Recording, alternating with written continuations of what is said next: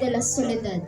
Inilalarawan ng imaheng ito ng mahal na birhen na sa kanyang pag-iisa matapos ilibing ang Panginoon, pinagbulay-bulayan ni Maria ang mga naging kasangkapan sa pagpapahirap sa kanyang anak, gayon din ang kanyang pananabik sa muling pagkabuhay ng Panginoon.